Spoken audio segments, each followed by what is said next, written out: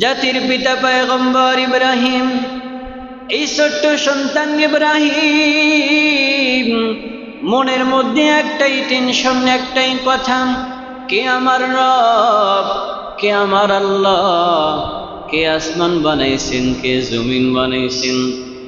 চিন্তা করতে করতে অন্তরের মধ্যে অন্তরটা দুর্বল হয়ে গেছে। মানুষের দুইটা অবস্থা, একটা হলো শারীরিক আর একটা হলো মানসিক। একটা হলো শারীরিক অবস্থা, কিছু কিছু মানুষ, ম্যাক্সিমাম মানুষ দেখবেন এরা শারীরিকভাবে অসুস্থ থাকে, আবার কিছু মানুষ দেখবেন এরা মানসিকভাবে অসুস্থ। কথা বলে, হ্যাঁ, শারীরিক আর একটা কি মানসিক। জাতির পিতা পয়গম্বর ইব্রাহিম, ছোট্ট ইব্রাহিমের মনে একটাই টেনশন, কে আমার রব, কে আমার আল্লাহ, কে আসমান বানাইছেন, কে জমিন বানাইছেন। এদিকে তৎকালীন জামানায় বড় বড় মেলা হইতো। কি হইতো? মেলা। মেলার আগে দেখবেন মানুষের কিন্তু একটা টার্গেট থাকে যে অমুক জায়গায় মেলা হবে, ওই মেলাতে আমি পেঁয়াজ বিক্রি করব, রসুন বিক্রি করব, কাঠের যেই হাঁড়ি পাতিল বা কাঠের যে আসবাবপত্র এগুলো বিক্রি করব, মাটির জিনিস এগুলো বিক্রি করব, একটা টার্গেট থাকে। আর মানুষের একটা চিন্তা চেতনাও থাকে যে অমুক মেলায় গেলে এবার এই জিনিসটা পাওয়া যায়। এটা কিন্তু সব জায়গায় পাওয়া যায় না। সেই তৎকালীন জামানায় মানুষের একটা প্রচলন ছিল মেলা। এই মেলার আগে সবাই চিন্তা ভাবনা করতো, সবাই মূর্তি বানাইতো, আর মূর্তি বানায়া ওই মেলায় বিক্রি করতো। আবার কেউ কেউ এই মূর্তি ক্রয় করে কিনা নিয়ে এসে বাড়িতে মূর্তি পূজা করতো, আগুন পূজা করতো। তৎকালীন জামানায় মূর্তি পূজার আবির্ভাব ছিল। ইব্রাহিম পয়গম্বরের পিতা আজর, তিনিও মূর্তি বানাইতেন, তিনিও মূর্তি পূজা করতেন। ইব্রাহিম পয়গম্বর ছোট্ট সন্তান ইব্রাহিম মেলার দিন ঘরের মধ্যে শুয়ে থেকে ঘুমায়। ঘরের মধ্যে শুয়ে রয়েছে। মেলা, সবাই তো আনন্দে আত্মহারা, মেলায় যাবে, মিষ্টি কিনবে, জুড়ি কিনবে, এটা কিনবে, ওটা কিনবে। হ্যাঁ, মেলার একটা আনন্দ থাকে না, আমেজ থাকে না? কিন্তু জাতির পিতা পয়গম্বর ইব্রাহিম মনের মধ্যে কোনো আনন্দ নাই।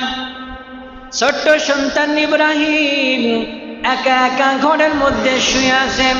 অন্যান্য সকলেরা সবাই ডাক দিয়া কয়, ইব্রাহিম চলো মেলায় যাই, মেলায় আনন্দ উপভোগ করি।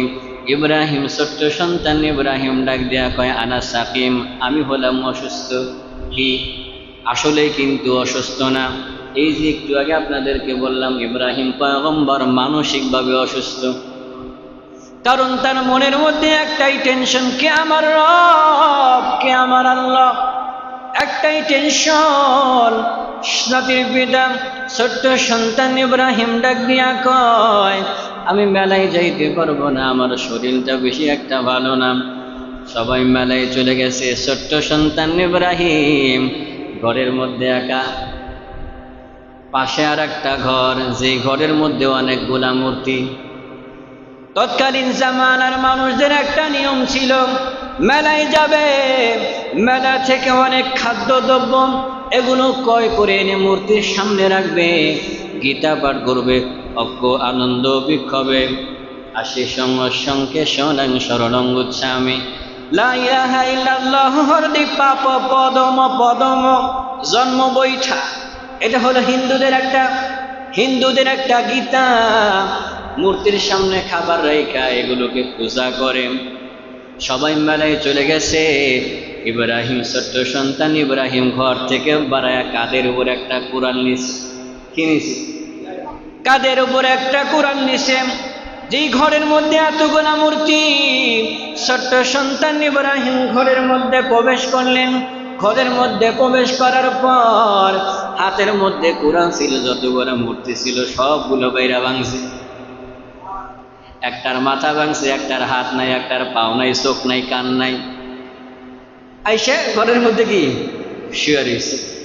সবাই তো মেলা থেকে চলে আসছে, এসে দেখে ওই যে বললাম না মূর্তি পূজা করবে, মেলায় জুড়ি কিনছে, মিষ্টি কিনছে, দেবতারও তো দিতে হবে। এখন সামনে রাখতে দেবে, ভোগ করবে, পূজা করবে। ওমা, চাই দেখি যে আমাদের খোদার মাথা নাই একটা, আর একটা খোদার পাও নাই, আর একটা খোদার হাত নাই, আর একটা খোদার কান নাই, চোখ নাই, এগুলো গেল কই? ভালো করে লক্ষ্য করে দেখে, বড় যে খোদা ওই খোদার ঘাড়ের উপরে কোরআন ঝুলানো। সবাই মনে মনে চিন্তা করে এই কাজ ইব্রাহিমের ছাড়া আরো কারো নয়, কারণ ইব্রাহিম আমাদের খোদার বিরুদ্ধে কথা বলে। সবাই চলে গেছে ইব্রাহিমের কাছে, এই ইব্রাহিম, এই তুমি এই কাজ করছো নি? বলে কি? আমাদের এই যে খোদার একটা হাত ভাঙছে, পাও ভাঙছে, চোখ নাই, কান নাই, মাথা নাই, এগুলো কে করছে? ইব্রাহিম, ছোট্ট সন্তান ইব্রাহিম ডাক দেয়া কয়, এটা তো একটা সিম্পল ব্যাপার। বলে কি? ওই যে বড় যে খোদা, ওই খোদার ঘাড়ের উপরে কোরআন ঝুলানো, তাকেই জিজ্ঞাসা করলেই তো হয়। দেখছেন নি, যার ঘাড়ের উপরে কোরআন আছে তাকেই জিজ্ঞাসা করলে হয়। এবার উপস্থিত লোকেরা ডাক দেয়া কয়, ইব্রাহিম তুমি কি পাগল নাকি? এই তুমি কি পাগল? বলে কে? কয় এই মূর্তি, এই দেবতা, খোদা কি কথা বলতে পারে? হ্যাঁ, খোদা কি কথা বলতে পারে নাকি? এবার ছোট্ট সন্তান ইব্রাহিম ডাক দিয়া কয়, যেই খোদা কথা বলতে পারে না, যেই খোদার সামনে খাবার রাখলে খাইতে পারে না, যে খোদা বিপদ তাড়াইতে পারে না, নাকের উপরে মশা মাছি করলে মশা মাছি তাড়াইতে পারে না, সে আবার খোদা হয় কেমনে? সে তো খোদা না, সে তো বেহুদা। কথা বলেন, সে তো কখনো খোদা নয়, সে তো আসলে একটা বেহুদা। উপস্থিত যে সমস্ত লোকেরা ছিল তাদের তো আর বুঝতে বাকি রইল না, এটা হলো ইব্রাহিমের কাজ।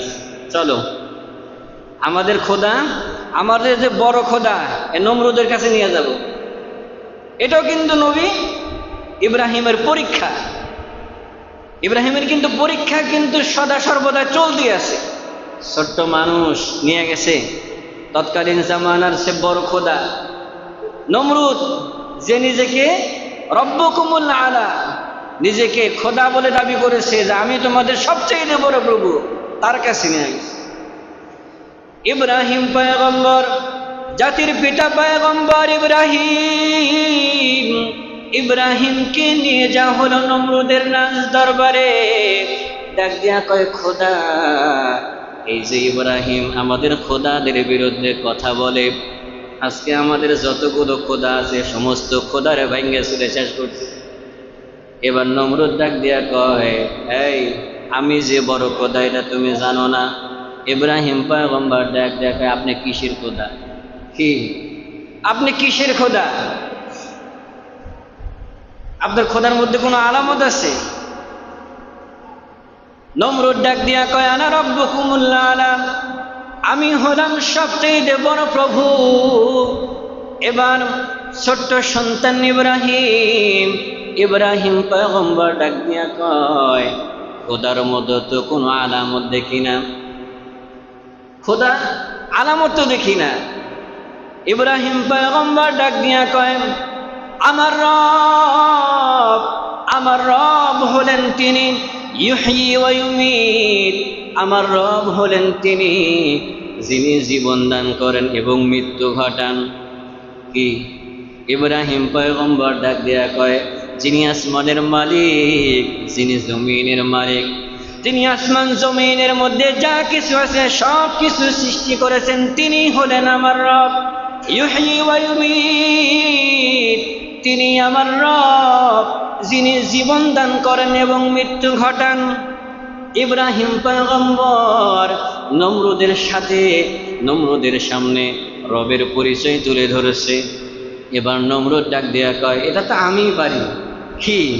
এটা কিন্তু সূরা বাকারার একটা তাফসীর বলতেছি। নমরুদ ডাক দেয়া কয়, কি এটা তো আমিই পারি। বলে কেমনে? কয়, আমি মানুষদেরকে জীবন দান করি আবার মৃত্যু ঘটাই।